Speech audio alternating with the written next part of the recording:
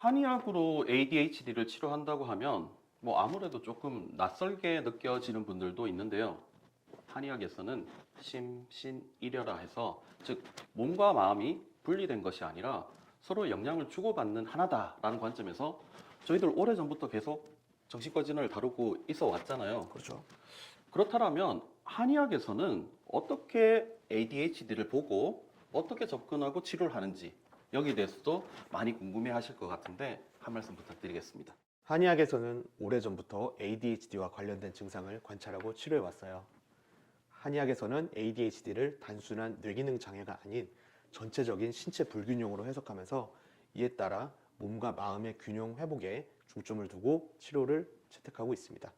ADHD의 유형을 번조, 계, 흉만, 건망 등의 범주로 나누고 체질 진단과 변증을 토대로 한약을 처방하고 침, 약침, 추나요법 시술과 두뇌 훈련을 병행하여 ADHD 환자들의 두뇌 기능을 개선하고 이를 통해 일상생활 회복을 돕고 있습니다.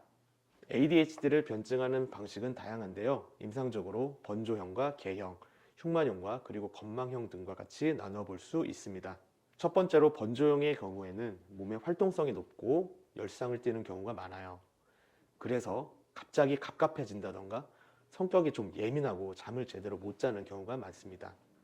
증상이 한 번씩 좀 폭발적으로 심해지는 경우도 있고요. 그리고 계형은 외부에서 들어오는 자극을 처리하고 다시 평정 상태로 돌아가는 그런 능력이 부족한 경우입니다. 이 경우는 작은 일에도 깜짝깜짝 놀란다거나 굉장히 민감하게 반응을 한다던가 그런 경우가 많고 환경의 변화를 두려워하는 경우가 많아요. 그러다 보니까 늘 불안하고 가슴 두근거리고 잠 잘 못 자고 꿈도 많이 꾸는 이런 양상이 많습니다. 그런데 이런 경우를 어머님들은 ADHD라는 생각을 잘 하지 못하더라고요. 아무래도 ADHD라 그러면 좀 폭발적으로 좀 전에 말씀하신 번조형처럼 이렇게 증상들이 폭발적으로 나타나고 감정이 바깥으로 튀어나오는 경우들을 ADHD가 아닐까라고 오해를 하시는 경우도 있지만 방금 말씀하신 대로 그렇게 K형으로 되게 예민도가 높아져 있는 경우들 이런 경우들도 있다고 볼 수 있다는 말씀이네요. 그렇죠. 흉만형은 가슴이 늘 그득하게 느껴지고 답답함을 호소하는 경우가 상당히 많은 형이고요. 마지막으로 건망형의 경우에는 아이가 몽롱해요. 즉 각성 상태가 잘 이루어지지 않는다는 거죠. 몽롱하고 멍한 것처럼 보이다 보니까 부모 말을 제대로 듣지 않는 것처럼 보이게 되고요. 당연히 한 곳에 집중하고 몰입하는 능력도 떨어지게 됩니다. 이처럼 유형에 따라서 그리고 개개인의 몸 상황에 따라서 치료하는 방식은 다 다르게 접근하게 됩니다. 이러한 한의학적 치료는 뇌 신경계와 신경 전달 물질에 직접적으로 작용하는 것이 아니라 두뇌가 스스로 조절할 수 있는 힘을 기르는 치료이기 때문에 치료가 종결된 후에도 충동과 과잉 행동을 제어하고 집중력을 유지할 수 있는 장점이 있습니다.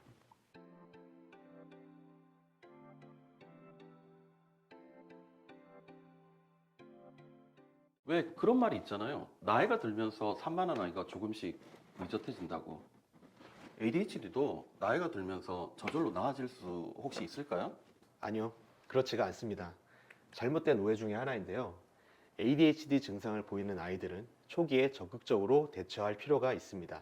그 또래 아이들에게 보이는 철없음이나 활발함 정도로 잘못 인식하고 적절한 치료 기회를 놓치는 경우가 매우 많아요. ADHD는 10세 이전 학령기 발병 비율이 97%나 됩니다. 그중 70%는 청소년기까지, 50%는 성인기까지 증상이 이어지게 되고요. 학령기에는 주로 과잉행동 증상이 관찰됩니다. 예를 들어서 수업 시간에 돌아다니거나 규칙을 어기거나 위험한 행동을 보이거나요. 조기 치료 없이 중고등학교까지 이어진 경우에는 그 양상이 조금 달라지게 됩니다. 이 시기에는 자기의 욕구나 감정 표출이 강해지면서 충동성이 더 높아지게 됩니다. 어릴 때는 산만하고 부산스러운 행동으로 관찰되던 증상들이 청소년기에는 충동적이고 공격적이며 위협적인 형태로 바뀌게 되는 것이죠. 적절한 치료 없이 성인이 됐을 때는 학업적, 직업적 성취에 큰 어려움을 겪게 되고요. 특유의 충동성 때문에 한 직장을 오래 유지하는 것에도 어려움을 겪기도 합니다. 또한 성장 과정에서 받아온 반복되는 지적과 꾸지람으로 적대적 반항장애, 품행장애, 우울, 불안장애의 심리가 형성될 수 있으며 이로 인해 원활한 사회적 관계를 맺지 못해 고립되어 생활하는 경우도 있습니다. 나이가 들수록 관찰되는 증상의 강도가 높아지고 두뇌 불균형이 고착화되기 때문에 두뇌 성장이 어느 정도 진행된 이후에 치료를 시작하는 경우는 조기에 치료를 시작하는 것에 비해 기간이 오래 걸리고 예후도 상대적으로 좋지는 않습니다.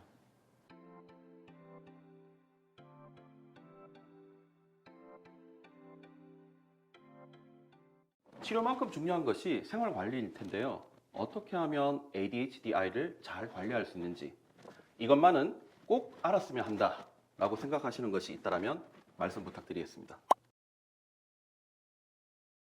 새롭고 강한 자극은 도파민과 같은 신경전달 물질의 분비를 촉진하고 그 결과 대상에 집중하면서 흥분과 쾌락을 느끼게 합니다. 여기까지는 괜찮은데요.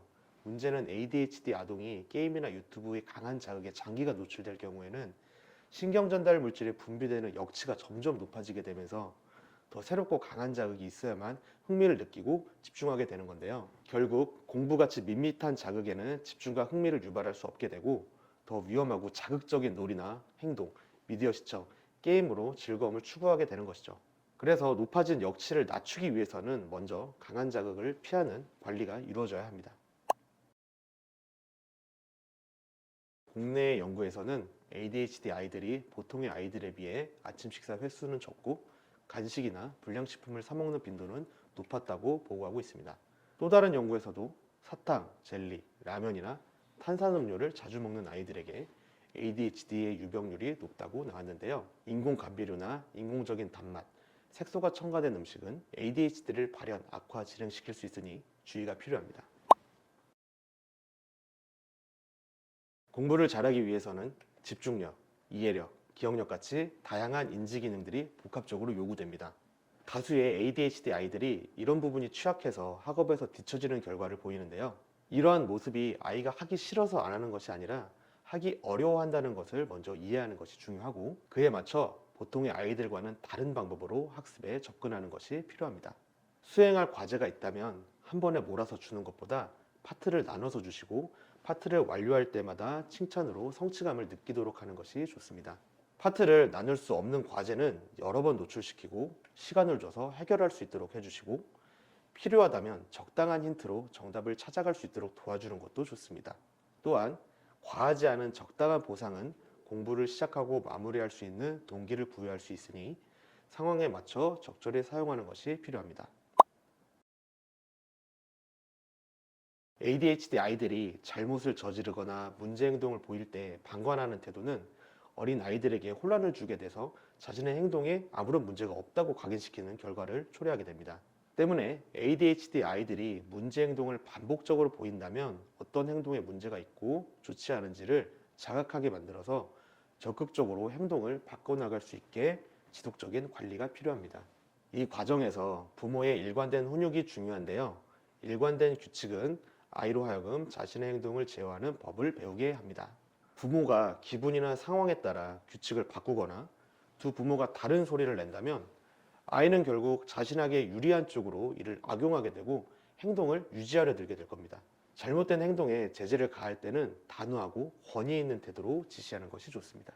강한 훈육으로 아이가 상처를 받을까봐 이렇게 하는 게 좋지 않을까 식의 회유는 아이에게 선택권을 주면서 부모를 동등한 이치로 생각하게 만들기 때문에 추후에 아이를 통제함에 있어서 부모의 명령에 반항적인 태도를 가질 수 있게 됩니다. 단호하고 권위 있는 태도로 간결하고 명확하게 행동을 지시해서 아이가 행동과 교육을 정립해 가는데 혼란스럽지 않게 해야 합니다. ADHD로 힘들어하는 아이들이 일부러 문제 상황을 만드는 것은 아닙니다. 아이들은 모두 어른들과 친구들에게 인정받고 사랑받고 싶어 하거든요. 다만 본인의 감정과 욕구를 올바로 표현하는 방법을 제대로 알고 있지 못하기 때문에 과장되고 충동적인 행동으로 문제 상황을 만들게 되는 것입니다. 문제 행동을 보이는 아이들을 질책하고 억압하기보다는 이런 부분에서 아이가 힘들어하고 도움을 필요로 하는구나 이해해 주시고 행동이 개선될 수 있도록 올바른 방법으로 가르쳐 주는 것이 필요합니다.